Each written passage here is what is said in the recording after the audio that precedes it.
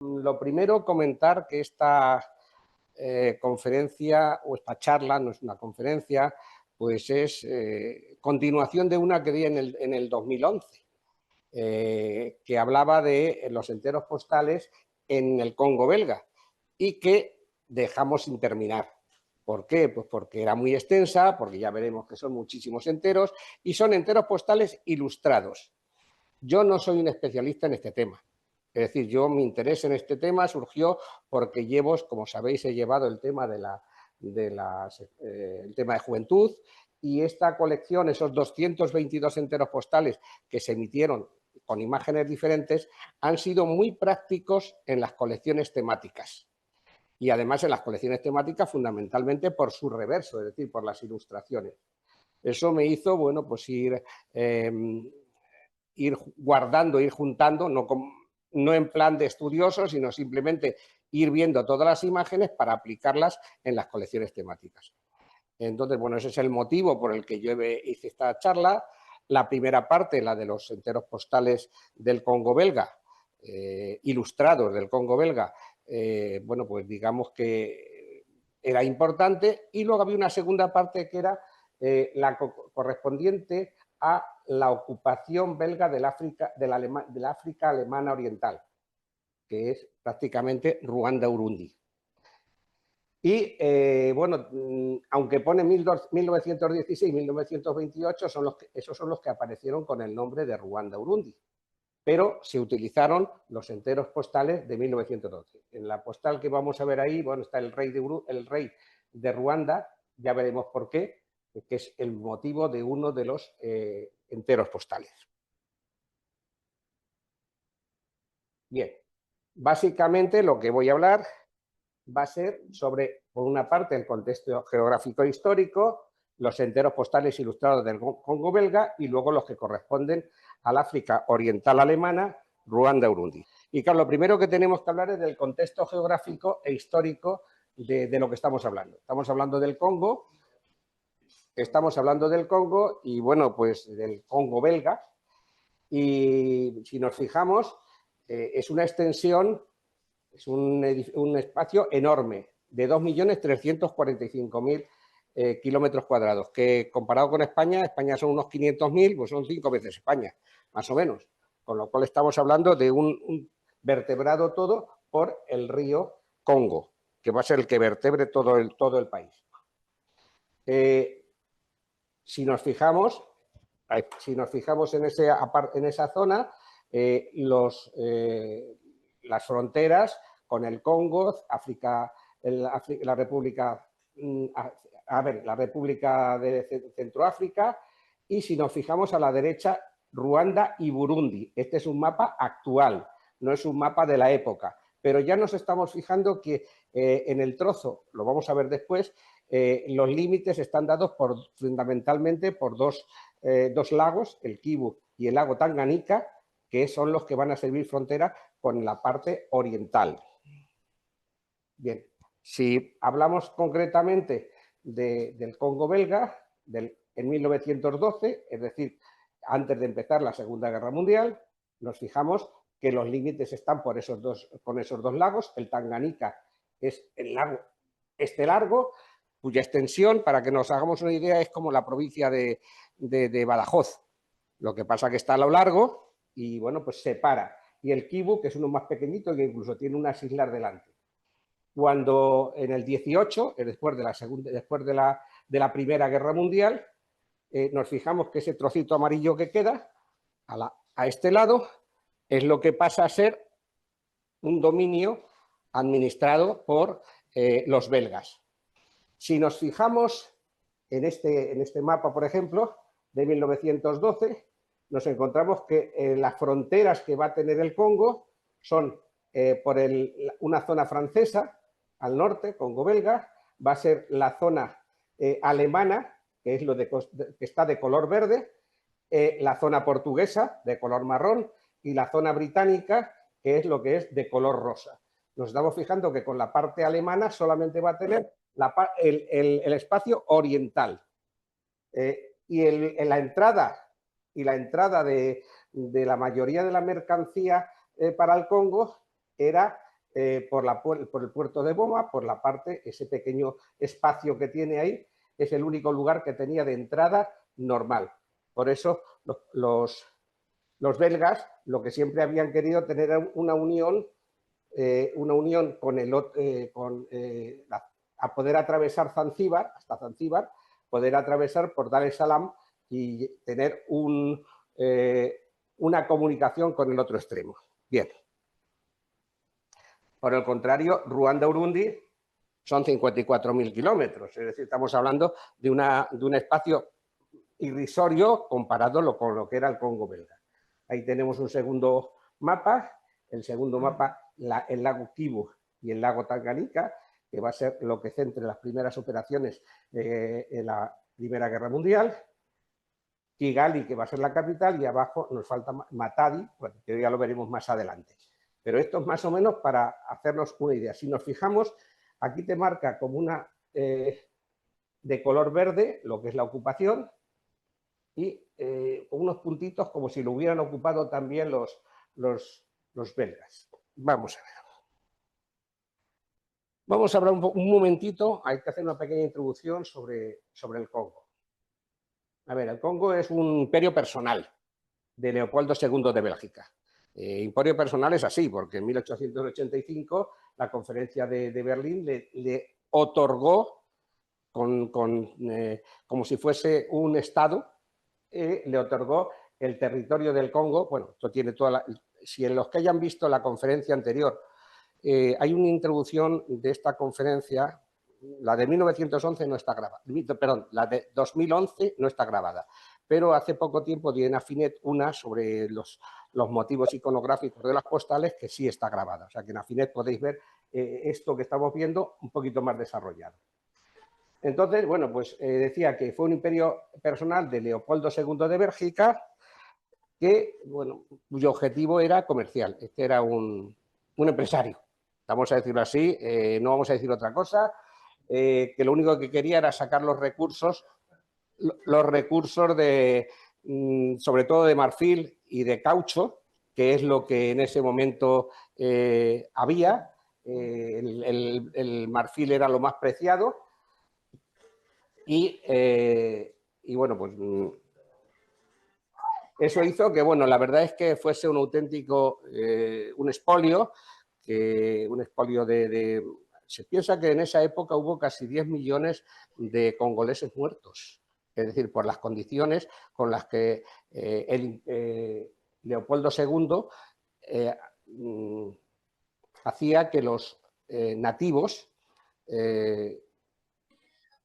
explotasen a través de la fuerza pública, de la que hablaremos después, y la verdad es que todo terminó pues, en un conflicto internacional. En 1908, cuando ya había terminado parte del valor del caucho, que era una de las cosas que se hacía, y del marfil, bueno, pues debido al desastre internacional, Bélgica se hizo cargo del Congo.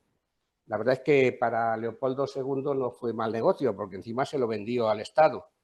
Es decir, al final hasta ganó dinero pasándoselo al Estado. Todo esto, y a partir de 1908 ya empezaron los primeros sellos con la marca de Congo belga. Antes era el Estado Libre del Congo. Sí, Estado Libre del Congo. Y aquí tenemos Congo belga con digamos, el sello que va a ser el más fundamental o el más habitual en este periodo, que es la palmera. Esa palmera con un negro recogiendo el caucho. Y pasamos entonces ya a lo que es la guerra. En 1914 las tropas alemanas entran en Bélgica y el gobierno se refugia en Francia y solamente se conserva la zona Ypres. En principio, digamos que en la zona, igual que Bélgica quería ser neutral, pues también se habló de que el Congo iba a ser neutral. Si tenemos tiempo, contaremos un poquito el por qué empezó y el cómo se empezó la guerra en África, que fue muy curiosa. A ver, bueno, lo voy a comentar ya. La verdad es que tanto Estados Unidos, bueno, en el propio tratado de 1888 se hablaba de que el Congo sería totalmente neutral en todos los demás, en todos los conflictos internacionales. Los propios belgas no tenían mucho interés en que se extendiera la guerra allí. De hecho, hay cartas del ministro de Colonias diciendo bueno, que se quería que estuviesen neutrales. Y pocos días antes de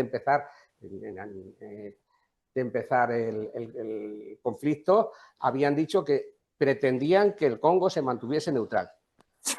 Pero es de aquí que los alemanes, que estaban en la parte oriental, enviaron a un explorador, que los alemanes tampoco tenían mucho interés en la guerra ahí, porque ya estaban con lo suficiente tenían con la guerra en Europa. Mandaron un explorador cruzando el lago Tanganica y los belgas le cogieron. Le metieron en prisión mientras preguntaban al gobierno de Boma, que era el gobierno, o sea, a Boma, que era donde se encontraba el gobernador general, le preguntaron qué hacían. En ese tiempo, el explorador volvió, se escapó, volvió a Alemania, o sea, a la parte alemana, y explicó que estaban dispuestos a entrar en guerra, que los belgas querían entrar en guerra. Inmediatamente los alemanes cogieron a varios de los barcos y bombardearon, como ahora veremos, las localidades costeras de los lagos, concretamente en Uvira, que este es otro entero postal, cortaron las comunicaciones, el telégrafo, bombardearon varias zonas y el 15 de agosto empezó la guerra de la forma más absurda porque nadie quería entrar en guerra ahí. Ni los alemanes ni los Estados Unidos dijo que tenía que pararse, que esos estaban al final fue el comienzo de la guerra, de la Primera Guerra Mundial en África, debido a un señor que en ese momento cruzó y dijo que estaban preparados para luchar. Uno de ellos es Uvira, ya te digo, el punto, este es de la primera serie, no es... Bien. En el 16, a ver, estamos hablando del 14. La verdad es que entre el 14 y el 16, bueno, pues hubo una época de tranquilidad, vamos a decirlo así, porque los alemanes prefirieron dirigirse hacia el sur antes que entrar en la zona belga. Pero, dada la situación y el bombardeo, el gobierno belga sí dijo al Congo, a los representantes del Congo, que estuviesen ayudando a los franceses y a los ingleses en cualquier actividad. Y simplemente se estuvieron preparando. En abril del 16, bajo el mando del general Tomberg, que fue nombrado el jefe de las tropas congolesas, se dividen en dos columnas y entran en Ruanda y en dos columnas. Y en 5 meses conquistan el territorio. Tienen la ayuda de los ingleses por el norte, un poco de ayuda, esa línea de color verde, y en poco tiempo lo han conquistado. Yo recomiendo, porque esta imagen es de una colección, Le Courrier des Militaires pendant la campaña del este africano alemán, de Luc van der Marken, que está disponible, si queréis mirarlo, en internet. Esta y alguna otra imagen está tomada de ese apartado. Yo lo que sí que quiero decir es que casi nada de aquí es mío.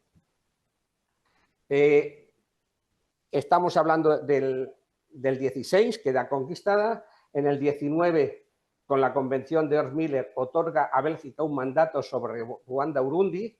En el 24, la Sociedad de Naciones lo convierte en mandato y en el 46 le otorga el estatus de fideicomiso hasta la independencia de 1962 como 2 estados.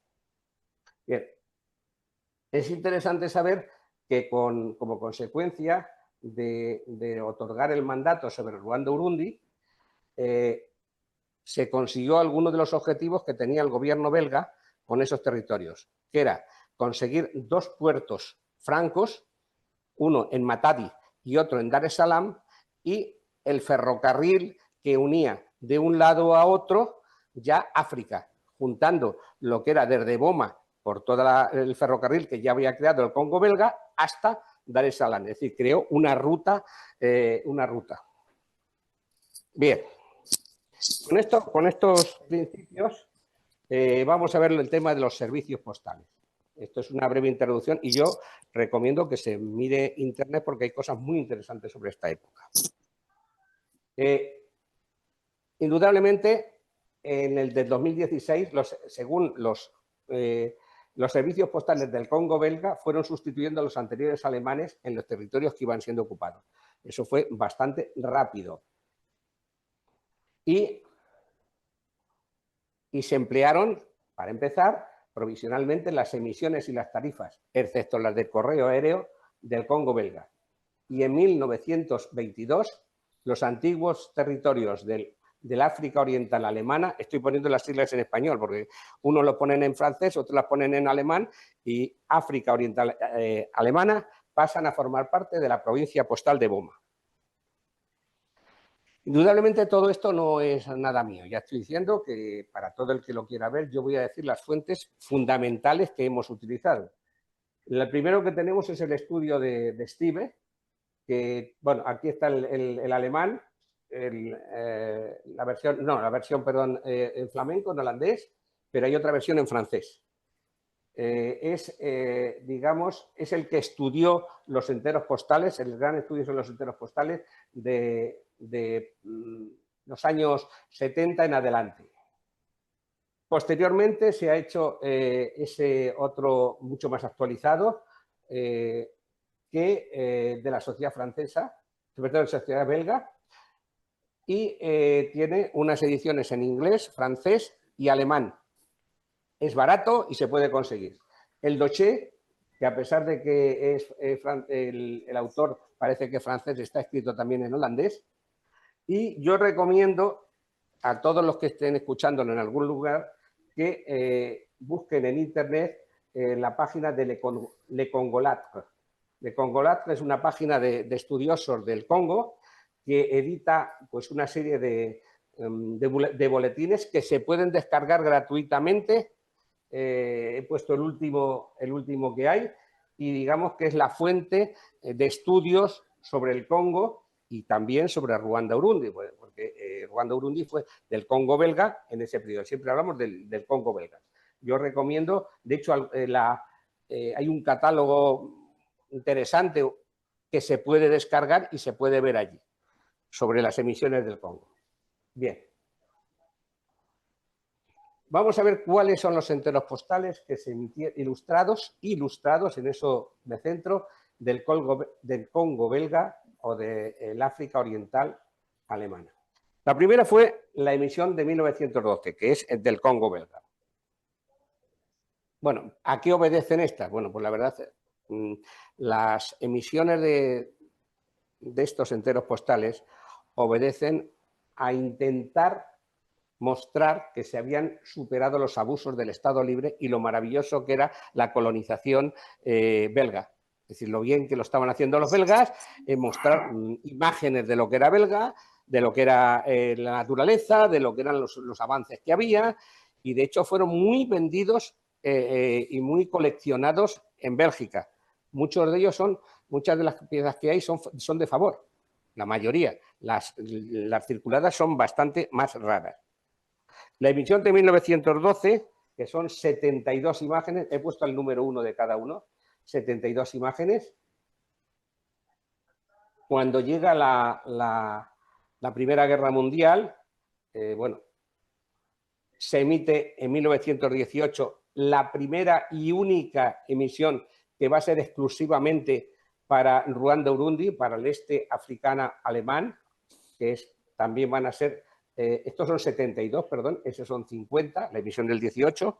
Por un cambio de tarifas en el 22 se realiza otra emisión de 50 nuevas imágenes y en el 1927 la última que también tiene otras 50 imágenes. En total son 222 imágenes diferentes lo que se realiza entre las 4 emisiones. ¿Qué se usan? Bueno, pues inicialmente se usan imágenes de postales que ya existían y que además vendía el correo en su momento. Estaban impresas por Ed Nels, la parte ilustrada, porque la parte de... Era curioso porque lo que hacían era los belgas, unas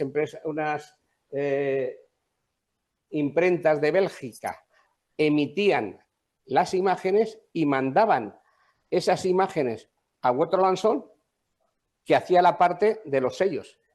Es decir, se estaba haciendo entre dos países. Una parte que se hacía en Bélgica, que por cierto dio lugar a muchísimas variaciones. Ya no lo vamos a entretenernos, pero que sí que es eso. Esta es una postal de las que había, si os fijáis, 1908, antes de la emisión, Congo, un rincón del bosque del río Mayumbo. Y esto es el entero postal. Si os fijáis, es el mismo dibujo, puede haber variaciones, pero vamos, el dibujo es el mismo y este es el que se envió a Waterloo & Son para convertirlo en entero postal. De la emisión del 12 se realizaron 3 tiradas diferentes con retoque en algunas fotos, a veces mínimos, otras veces importantes. Los clichés se fueron reduciendo a veces en el proceso de impresión y si nos fijamos, este número 5 son 2 enteros postales, pero si nos fijamos están invertidos. Es decir, a este lado esto es unos negros nivelando una termitera. Entonces, aquí está la casa y el chozo y en el otro lado está en lo contrario. Es decir, se fueron creando muchísimas. Incluso es muy curioso, yo no tengo ningún ejemplo, pero hay algunas que se coloreaban a mano en Bélgica, se enviaron coloreadas a Waterloo & Son y se emitieron un pequeño número de ellas coloreadas. En los catálogos esos vienen algunos dibujos, pero yo no los he reproducido. Es decir, había muchísimas variedades. Bueno, tantas variedades que se imprimieron en planchas de 36 ejemplares, 2 planchas para ilustrada, 3 para el anverso, con variaciones, 9 tipos de combinaciones y más de 200 variantes. Estamos hablando de que hay cientos de sellos. El anverso sabemos que es la parte donde está el franqueo. La imagen va a ser siempre la misma, la de la palmera aceitera, que va a ser el emblema porque ya decíamos que el caucho junto con el marfil eran los 2 medios fundamentales y luego, bueno, ya lo vamos a ver con algunos ejemplos de los que hay. A ver, vamos a hacer una pequeña recensión de lo que es. En el Congo, ¿qué emisiones hubo? En el Congo belga, para el Congo belga hubo 4 emisiones. La primera del 12, que son 72 ejemplares. La segunda del 22, que es una sobrecarga sobre la emisión anterior. Si nos fijamos, son sobrecargas de 15, puesto que si nos fijamos en el 21, pasa de ser a 15 céntimos. O sea, la del centro es las tarifas interiores y las internacionales están en el otro lado. Entonces, si nos fijamos, el valor son 15, con lo cual se produce este cambio, esta sobrecarga sobre 22 y luego 30, que es la internacional. En el 22, esto es un tiempo, se produce también una segunda emisión de 50 y en el 27 otra de 50, con los cambios de tarifa. En Ruanda-Urundi, en el 16 se utiliza la emisión del Congo de 72, en el 18 se hace la emisión propia, la única emisión propia que es para Ruanda-Urundi, para el este oriental, se hace la sobrecarga en el 22 y en el 28, bueno, en el 22 se hace la sobrecarga sobre la emisión anterior y en el 28 la emisión del Congo belga sirve pero sobrecargada. Si nos fijamos, a nivel básico son 1004 enteros postales básicos y 222 imágenes diferentes. Eso, el que quiera desarrollarlo, tiene más de 8 cuadros, sobre todo teniendo en cuenta lo que ocupan. Por eso digo que la aplicación mejor es en temática, a efectos específicos de algunas de ellas. Luego, estudiando las tarifas, se pueden poner algunos ejemplos, se pueden poner variaciones, etcétera, etcétera. Bueno, pero eso nos da una idea de lo que estamos hablando. Bueno, vamos a ver las emisiones propiamente de Ruanda y Urundi. Bueno, vamos a ver, para empezar, la emisión de 1912 se llama Tombeur. ¿Por qué? Porque fue el general que emite una orden organizando el servicio postal a poco de haber entrado en Ruanda.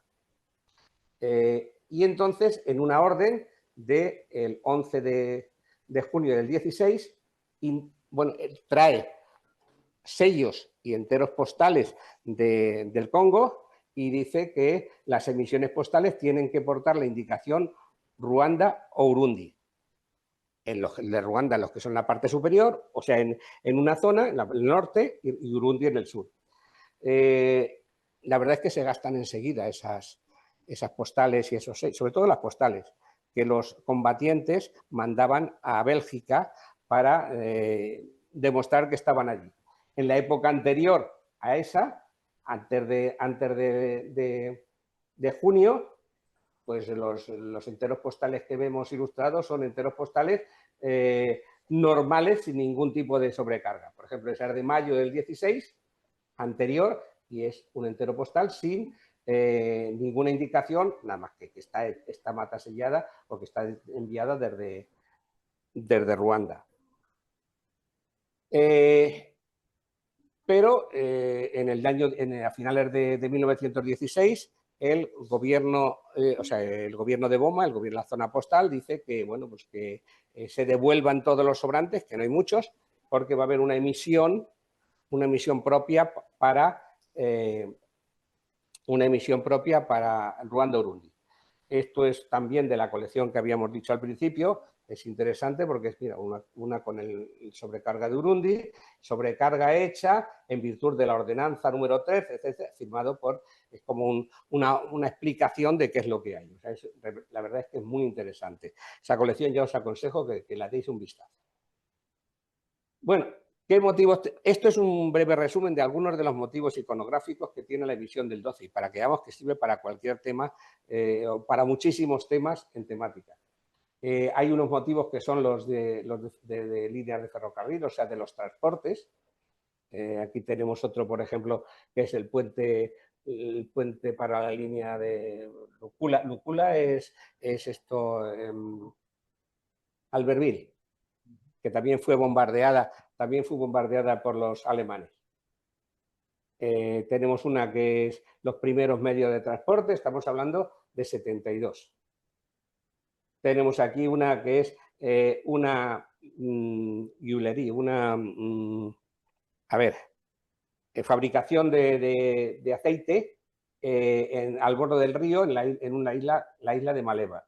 Esto es la fabricación de aceite. Bueno, pues van siendo motivos que van dando la caza, que lógicamente va a ser el motivo inicial para que se explote el Congo belga, el marfil. De hecho, se habla de millones de elefantes cuando había entonces y que desaparecieron. El impulso de las propias los cultivos, en este caso cultivo de arroz, irrigación de los arrozales. Los motivos étnicos también van a ser motivos porque en un momento determinado, en esa época, a principios de siglo, los estudios étnicos de los negros pues eran muy, muy importantes para ver las características que tenían y en un momento determinado ver por qué eran menos inteligentes que los blancos. Y entonces, indudablemente lo que es fundamental para ello, que es la fuerza pública, la FP, la fuerza pública que va a ser la que vertebre el país durante prácticamente toda su historia. De hecho, la fuerza pública fue el ejército más importante de África hasta mediados del siglo XX. La fuerza pública empezó en 1886 y se creó pues para a la vez como fuerza policial y fuerza militar. La del 18 va a hablar exclusivamente casi exclusivamente de la guerra. Es decir, la que es del este africano alemán, va a ser básicamente de la historia de la guerra. Esto, lógicamente, los clichés no estaban hechos, no eran anteriores, sino que se hicieron expresamente para esta situación. Vamos a ver que la guerra, bien, esta va a sustituir a las emisiones del Congo 12 con y el texto en el reverso va a ser, lógicamente, a ver, este africano alemán, ocupación belga, que lo tenemos ahí arriba, y en dos idiomas, en francés y en flamenco, o en una columna marcha. Vamos a ver, esta expedición fue una expedición muy, muy importante, como ahora vamos a ver en alguno de los ejemplos. Es curioso porque esta emisión hecha para la ocupación se sobrecargó desde un principio, es decir, mientras que en el reverso tenemos escrito lo de la ocupación alemana, los sellos que se utilizaron fueron del Congo belga y en Waterloo se le puso una sobrecarga. Se le colocó la sobrecarga con el mismo texto, que son lo mismo que tenemos ahí, que no hay ningún problema. Y los valores eran los que había en ese momento en vigor, 5 y 10 céntimos, para interiores y extranjeros. A ver, la invasión se inició, según dicen los estudios, con 719 soldados europeos y 11.000 africanos. Pero eso es relativo, porque se calcula que más de 200.000 nativos los acompañaron para llevar todos los equipamientos. Normalmente cada soldado africano tenía 7 porteadores y los blancos tenían 20 porteadores. Pero no venían esos solos, sino que los porteadores iban con toda su familia. Es decir, iban con la mujer y los hijos, que eran los que se ocupaban de preparar las comidas, de buscar no sé qué. La verdad es que fue un desplazamiento de más de 200, pues si os fijáis ahí, de 200 y pico mil personas, en medio de la selva con problemas de todo tipo. Se calcula que pudieron morir en el camino unos 25 o 30.000 personas. En todo el camino hasta que lo llevó, porque además había problemas de todo. Había problemas de logística, problemas de comida, problemas de todo. Bueno, porque a ver, los negros porteadores eran considerados prácticamente como animales de carga, que es lo que hacían. Además, se recogían los jefes de las tribus que iban encontrando, tenían que darles incluso su propia familia para que no les quitasen todo. Es decir, que fue un movimiento impresionante, porque además, ya digo que la mayoría de los soldados, bueno, esto sería todo para explicarlo, porque os aconsejo que miréis los libros, porque son muy interesantes, y la batalla de Tanganyika lo va a ser. Pues toda la serie, ahí veis a los porteadores que van llevando miles de... Se calculaba que cada uno tenía que llevar 35 kilos sobre 35 kilos de objetos, unos 20 kilómetros al día. En momentos, y además en periodos muy cortos, porque el calor impedía que continuasen. El descanso se termina. Ahí los tienes a todos descansando. Se tenían que hacer puentes para llegar todo a la parte oriental, porque en ese momento no había transporte oficial. Se tenían que hacer campamentos, pero claro, había campamentos solamente para la fuerza pública que la llevaban a cuestas los porteadores. Pero claro, tenía que demostrarse que no solamente se llevaban los alimentos, los víveres, que además obligó a un sobreesfuerzo en todas las poblaciones de alrededor, sino que tenían que llevarse también los cañones por medio de la selva. y digamos que la serie prácticamente termina con lo que va a ser la entrada de los belgas en Tábora, que es, digamos, el fin de la guerra. El 16 de septiembre del 16, Tábora es la ciudad más importante de los alemanes, del este alemán en ese momento, y la entrada es lo que va a ser, no si veis es la 47, pero no es la 47, sino que sea el final de lo que es la guerra. Este va a ser uno de los motivos, pero nos vamos a encontrar que dentro de los motivos iconográficos pues, va a haber algunos muy curiosos. Por ejemplo, este era la batalla de Tanganica. También aconsejo, porque es muy interesante enterarse de lo que es la batalla de Tanganica, que prácticamente pasó desapercibida. La conoceréis por una cosa que vamos a ver ahora, la batalla de Tanganica. Fue el lago era lo que marcaba la distancia entre el África Oriental Alemana y, bueno, pues, y el Congo. Entonces era el límite. Y quien tuviera en ese momento el poder fluvial, porque era así, pues es el que tenía el poder militar. Entonces aquí han utilizado, he puesto tres postales, 3 enteros postales belgas de la flota. En este caso era un torpedero que había hecho, torpedero, lo llaman torpedero, hacía el servicio entre el servicio postal, le colocaron una ametralladora y ya se había convertido en un lugar de lucha, sin más. Este era un estamen varón de Dianis que no llegó a entrar, ya veis que es mucho más grande, que no llegó a entrar en guerra, pero es curioso porque para poder llevar los barcos al lago Tanganica, los trasladaban desde Inglaterra y desde Alemania.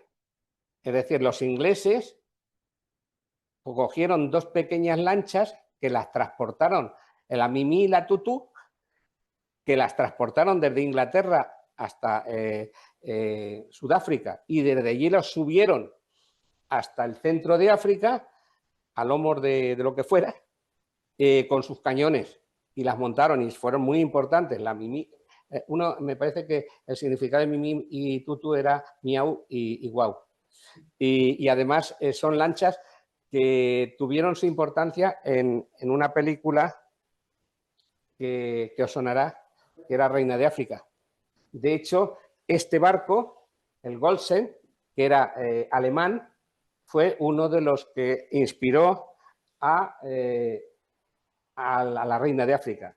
Este barco fue trasladado desde Alemania, es un barco de 1.500 toneladas, una cosa así, y fue trasladado en 5.000 cajas desde Alemania para armarle en el lago, a lomos de porteadores, de 10.000 porteadores.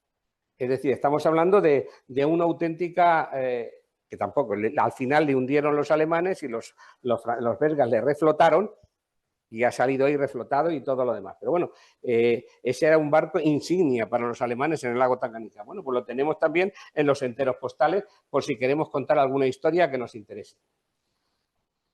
Este es el motivo, uno de los que hay. Musinga era el rey de Ruanda.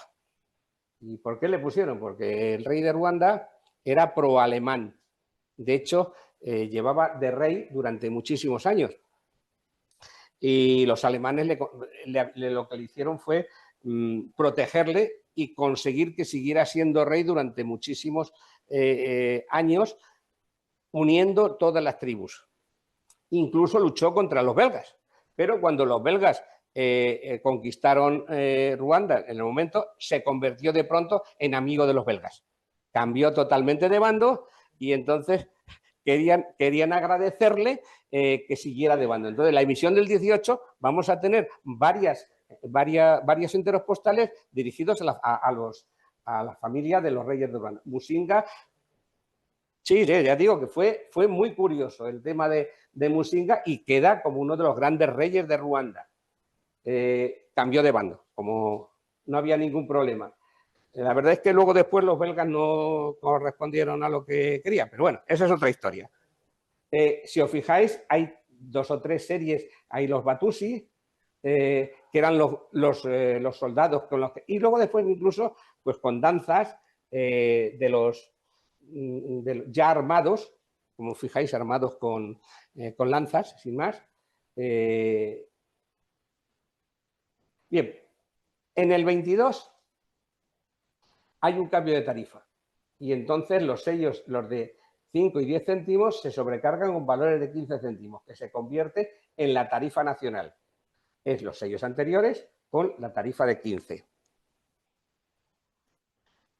Si nos fijamos, pero sucede una cosa, a nivel internacional no hay sellos de 30, con lo cual se vuelven a utilizar para estos los sellos de 15, pero obligatoriamente tienen que ir con un complemento.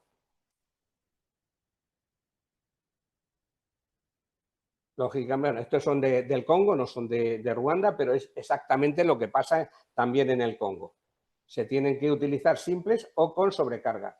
Las sobrecargas iniciales para el Congo son estos tipos, más una 16. Como son manuales, van a producirse todo tipo de variedades que nosotros queramos.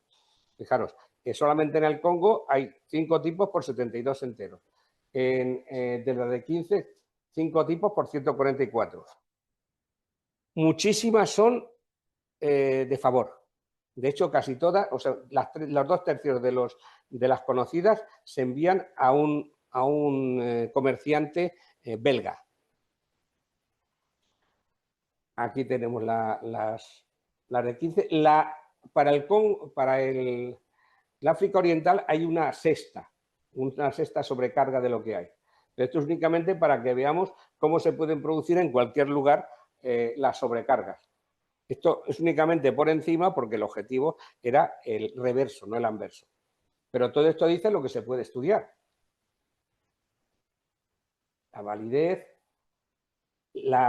A comienzos del 27, el correo belga decide hacer una nueva serie, también por un cambio de tarifas, del valor de 45 y 1, previsto por el cambio. Y están a la venta entre el 27 y el 33. ¿Qué es lo que sucede? Que, como hemos dicho, el cambio se realiza el 1 de mayo, pero la nacional, antes de eso, comienza a ser de 60 céntimos en lugar del 45, con lo cual ya tenemos que tener un sello que lo complementa.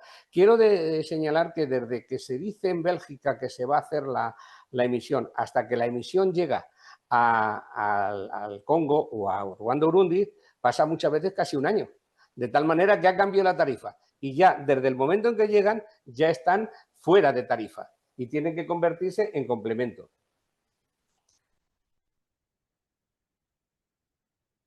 Estas son del Congo belga y Egipto. Un recuerdo, quiero decir que muchas de ellas son recuerdos de los pocos europeos que había, porque es curioso, cuando estamos hablando de la proporción de europeos con los africanos, pues estamos hablando de uno cada 20.000. Es decir, son poquísimos. La mayoría o muchos de ellos van a ser de las misiones religiosas, de los que hay, de los pocos soldados. Es muy curioso porque, por ejemplo, Bélgica fue de los pocos países que no enviaron combatientes congoleños a Europa. Solamente 19 congoleses lucharon en Ypres, o sea, en Francia, porque decían que no podían contaminar a los blancos. Y entonces, igual que los franceses o los ingleses sí que enviaron tropas, los belgas no enviaron tropas a Europa, porque decían que no podían hacer que estuvieran juntos, porque luego cuando volvieran iban a demostrar cómo se podía matar a un blanco.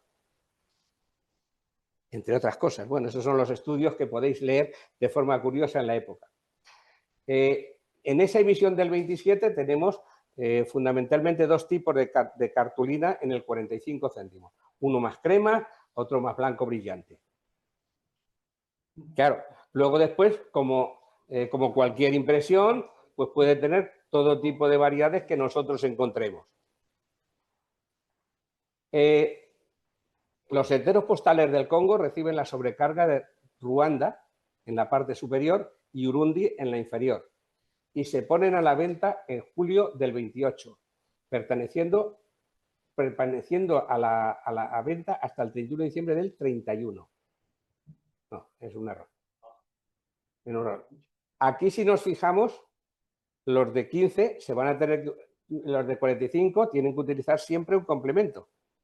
Complemento porque no hay para esa tarifa. Estamos hablando siempre de los enteros postales ilustrados y no del resto, que en el resto sí que había otras posibilidades. ¿Y cuáles son los motivos iconográficos? Bueno, pues vamos a ver. Los motivos iconográficos de esta emisión, que era para el Congo, ya no recogen lo que es los motivos de guerra. Son motivos de prosperidad. Son enteros postales un color más feo, peor hechos. De hecho, no se hicieron hubo una propuesta para hacer enteros postales para Ruanda, Urundi, y dijo el correo que para el tipo de persona, de público que había, que no merecía la pena. Que no merecía la pena hacer el gasto y entonces que se apañasen con los del Congo.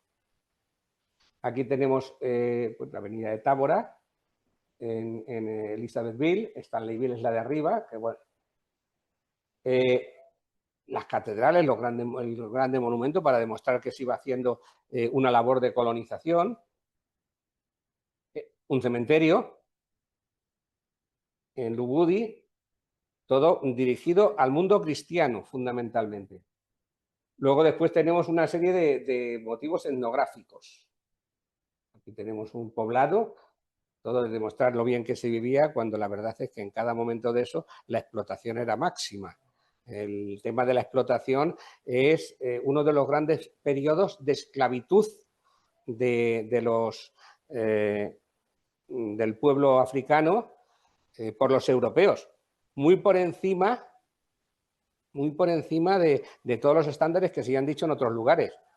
Y esto no se ha hablado, ha sido un mundo ignorado en un momento. Pensemos que solamente en la guerra de África murieron casi tantos soldados de la fuerza pública como belgas en la guerra europea. Tenemos una población, una escuela de contables, que bien lo estamos haciendo, o un hospital para negros, eso sí. No hay más historia, hospital para negros. Ya digo que con esto podemos ir pensando en posibilidades en colecciones temáticas. Siempre van a estar presentes la fuerza pública. La fuerza pública que llegó a tener 85.000 hombres, que era la que vertebraba como policía y como ejército todo el centro de África, que muchos de los soldados eran reclutados a la fuerza, a base de tener rehenes a la familia. Bueno, te digo que esto merece la pena un estudio aparte. Demostrar que eran importantes la artillería, las metralletas, el transporte, bueno, incluso la fuerza pública, que esta colección, este entero postal la hemos visto en colecciones temáticas de ciclismo. De hecho, en la que no aparece aquí, hay en la serie que no tiene uso en Ruanda, Urundi, la de 1922 del Congo belga, hay incluso campos de golf y de tenis, que son de los primeros enteros postales ilustrados con campos de golf o de tenis. Por eso tiene mucha utilidad temática. Esto es las minas de oro, porque claro, cuando se acabó el tema del caucho y ya había pasado a Bélgica y se había acabado el caucho y el marfil, tuvieron la mala suerte de encontrar oro, diamantes, estaño. Y entonces, claro, lo que era explotación inicialmente en el Congo, en la época de del Estado Libre, que era explotación por el marfil, se convirtió en explotación para minar de oro. De hecho, en la propia Primera Guerra Mundial, para poder dar de comer, se dedicó a miles de personas a sacar más oro. Minas de diamante, pobrecente, minas de diamante. Aquí vemos la excavación de las zanjas. Minas de oro con un dragado de un río. Luego, ahora están diciendo de que la mayor explotación se produjo en España en la época en León, en las médulas, que ahora están diciendo que fueron, como todo es sacarlo, pues sí, es cierto, se ha producido en toda la vida. Se construían presas para poder poder sacar el agua. Esto es similar a lo de España o lo de los romanos. Y tenían esa mano de obra baratísima que tenían los romanos en España o en cualquier lugar del Imperio Romano. Eran baratísimos, eran mano de obra, sin más. O estaño, en Katanga. Katanga fue una de las zonas del Congo con mayor, es todavía una de las zonas del Congo con mayor potencial minero. Por eso hubo guerras después. Entre eso y la diferenciación etnográfica se fue haciendo. Bueno, tenemos también lo que son los transportes.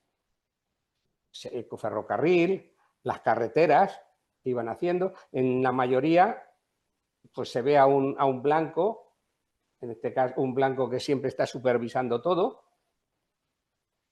porque en realidad ya digo que el porcentaje de población blanca con la negra los blancos eran poquísimos. Hubo zonas en las que había uno por cada 5.000, 10.000 o 20.000 personas.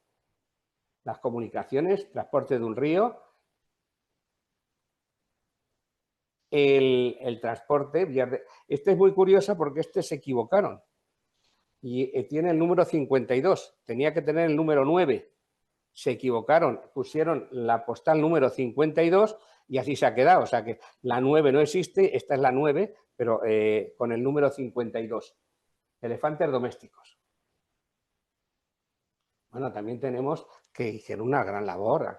Aquí tenemos una fábrica de escuela de costura de negros, una escuela de carpintería, una carpintería. Aquí tenemos una clase con un monitor negro, no dice profesor, monitor negro. Si os fijáis arriba, el de arriba, yo estoy pensando si es un santo francés. Es de una orden religiosa francesa, pero todavía no tengo que mirar cuál es el santo que aparece en la parte superior. Aquí tenemos lo mismo, una clase al aire libre. Todos bien colocaditos, uniformados, es lo que tenían que hacer, o otro atelier, otro taller de carpintería en Stanleyville. No son muy nítidas porque la postal no lo es. Eran mucho mejor las de 1912, las de 1918 que estas. O incluso la carpintería. Es decir, nos encontramos con unos enteros postales con escuela de navegación. Luego hay otra serie de motivos iconográficos. Si en la serie de 1918 eran los reyes de Ruanda, aquí nos vamos a ver muchos que van a poder ser sellos de Burundi. Urundi, mejor dicho, porque se convirtió en Burundi después. Va a haber una serie de motivos etnográficos. Aquí, curiosamente, si os fijáis en esta postal, ya se le han tapado los pechos por motivos religiosos. En las anteriores, cuando hay alguna, están con los pechos al aire, pero por motivo de la influencia de la religión cristiana, se le taparon los pechos. Vamos a ver que en otra no. Aquí tenemos un mercado local. Aquí tenemos a una mujer de pescador, a esta no le han tapado los pechos, porque tal, pero la mujer de pescador en el lago Eduardo. Y estamos diciendo que si en la emisión del 18 se había hablado de los reyes de Ruanda, aquí se habla del joven rey de Urundi. Este joven rey de Urundi llegó a ser, siendo ya mayor, el que llegó hasta la independencia de Burundi, hasta ese momento. Es decir, fue rey desde muy pequeño y si veis las fotos de como rey en el año de la independencia, vais a ver cómo ha cambiado, pero ya era rey. Y de hecho, igual que en la otra emisión se había glosado a los de Ruanda, aquí es a los de Burundi. Jefe del sangre real de Burundi, que después ya digo que sería Burundi. El regente, porque claro, al ser pequeño tenía un regente. La mujer del jefe de Urundi, del que teníamos ahí, y las hijas del gran jefe. ¿Por qué no ponían al del rey? Porque el rey todavía era pequeño, no se sabía si iba a durar.